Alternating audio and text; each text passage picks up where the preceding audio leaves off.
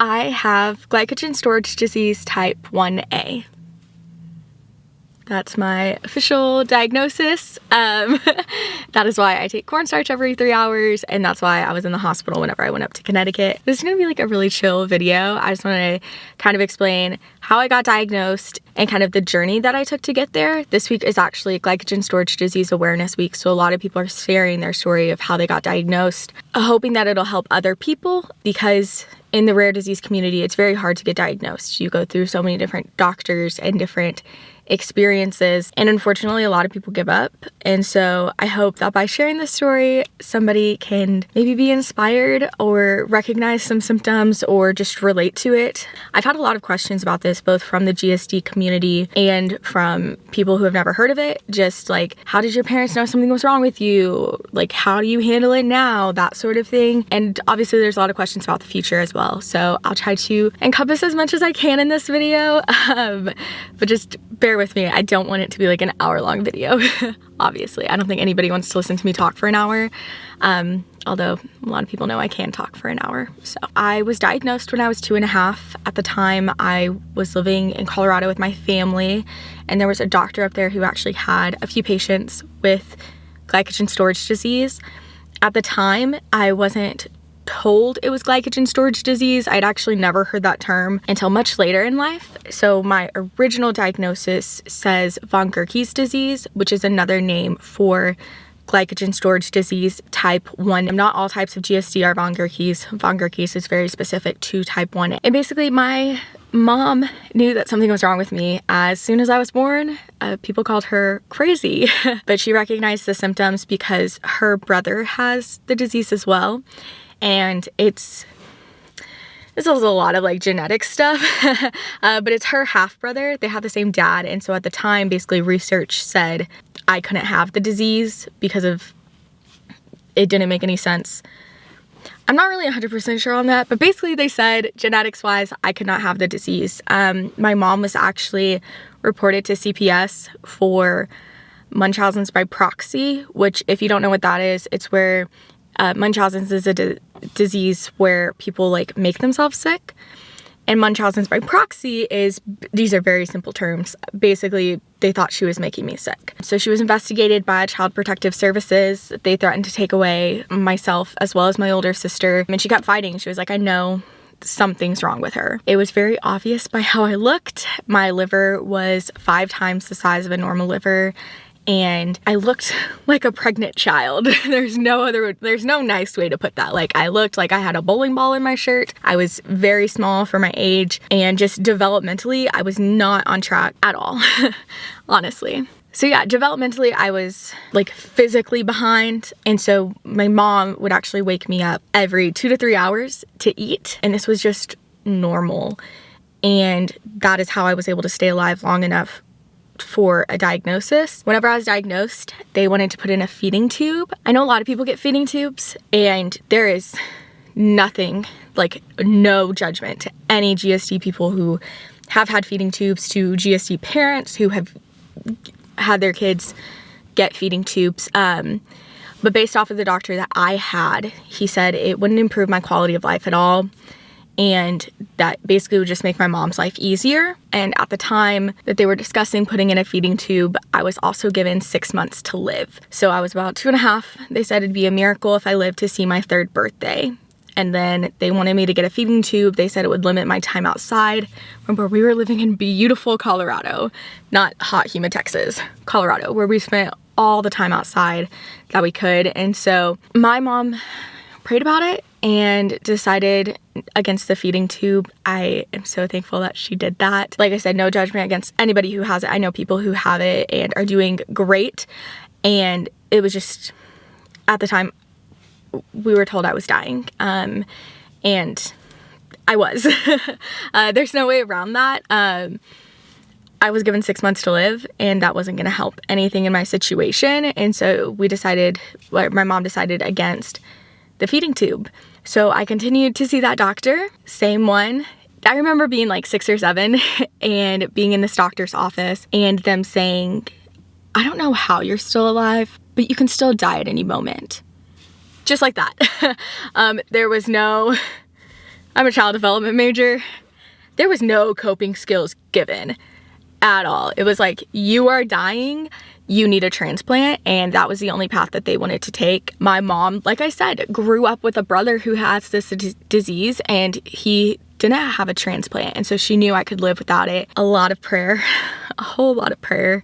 Everybody deals with things differently, and she prayed a lot, and I credit my life to the prayers that my mom prayed over me, and to God answering those prayers. And they were never answered in the way I think people thought they would be, but I lived way past the 6 months that I was given. My labs were not the best. They were not good really at all. But I was still alive, and so that was kind of the main thing. This doctor, as I got older, I wasn't being admitted for observation as frequently. Whenever I was first diagnosed, I was in there for a few weeks, and then it was like every other week I was admitted, and then slowly but surely it like got spaced out to where I was only getting a checkup once a year with that doctor. Now I would get labs done. Outside of that, I was only going to see this doctor once a year in Colorado, and it was more like I needed a note for school because I couldn't get a 504 form, which is like the disabilities form for school. And mind you, this entire time I'm waking up every 3 hours to eat. My poor mother has told me so many stories of her waking me up to eat, and I would take an hour to eat, or I would just like sit there and like dabble and do things that didn't need to be done in that moment. That was my life, was waking up every 3 hours to eat throughout the night, and then obviously eating 3 hours throughout the day. I would test my blood sugar. I still looked like a pregnant kid all growing up. I didn't do much sports. My mom did encourage me to do sports a lot, which was amazing. I played soccer. I was terrible. I was so bad at it. I did volleyball. I did color guard in high school. Oh, I tried out for the swim team and made it, and then decided I didn't want to do it. So I did sports. I just didn't like how they made me feel, which now I know it's due to the increase in lactic acid. And so that was all growing up. And then I graduated high school, which I never thought I would do ever. And graduating high school was like this huge thing that I just never planned for. Even like my senior year, the start of my senior year, I didn't think I was going to graduate, just because the reports I was getting from my doctor, who had known me my whole life. It's not upsetting to look back and see that that's how I lived my life, and a lot of people are like, oh my gosh, you thought you were dying. And it's like, no, I was. Like, my lab showed I was dying. And it's discouraging to know that there's other people out there like that. Like, the GSD community is so big, and I had no idea. I knew my uncle had it, and that was it. I had been told of one other patient that had died from it. And so that was my whole surrounding, was my uncle has it. The one other girl I knew existed that had it died. And that's all I knew. And of course, like, we would search online and stuff, but again, we were being told it was called von Gerke's, and we didn't know there was this bigger GSD community outside of just like type 1As. And at a certain point, you just kind of give up. Not giving up on living, but I gave up on trying to find something. And I just lived my life how I wanted to live it. I would go on adventures and blow my savings. I remember, especially in high school, I wouldn't turn in homework because I was like, I'm not gonna be alive, so why does it matter? Like, I would make sure I would pass my classes, but it would really be like, what's the point of wasting time on this project if I might not even be alive to turn it in? And I had a lot of those moments, and I just kind of like kept them to myself and tried to live life as best I could. And death to me was not the worst thing that could happen. And that's one thing that's really hard, especially talking to other people within the GSD community. A lot of people feel this way, like death isn't this horrible thing, but it's really hard to explain that to people who aren't like chronically ill. I don't know if that makes any sense. It does to me though. So I graduated high school in 2015, and I decided to go to college. So I registered for a college down in Corpus Christi, and I was super excited. I chose it not because I knew what I wanted to do with my life, because I didn't think I was gonna graduate college. I chose it because it had a sea turtle club, and I was so excited. Now I know that was also a symptom of GSD. A lot of stuff in my life has been explained by GSD. There's a bug. I started at a community college, and around that time, my uncle, who also has this disease, was not doing too good. And so basically we were all desperate. We were like, there has to be something out there. Long story short, my aunt ended up getting him to a conference to meet a doctor. And my uncle doesn't like doctors. Like at all. And he has every right not to. He had a worse experience with doctors than I did. And I had a doctor who, every single memory I have of him is him telling me I'm dying. And there was nothing uplifting. There was nothing positive about my experience with my doctor. And so for my uncle to have worse experience than that says a lot. And he called me on the drive back up from down south at this conference. And he said, you need to meet this doctor. And I was like, okay.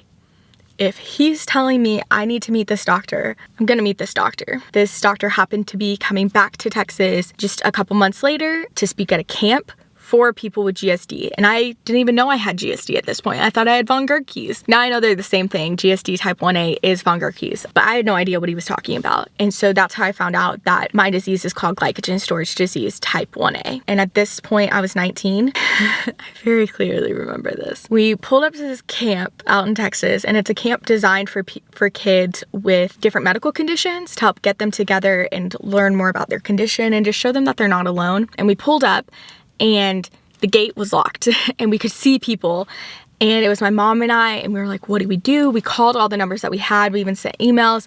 And finally, after about 30 minutes, we were like, we have to get in. This is our one chance to meet this doctor. So we climbed the fence and like jumped over the fence to get in. And I remember the first time I saw like a girl that very clearly had GSD.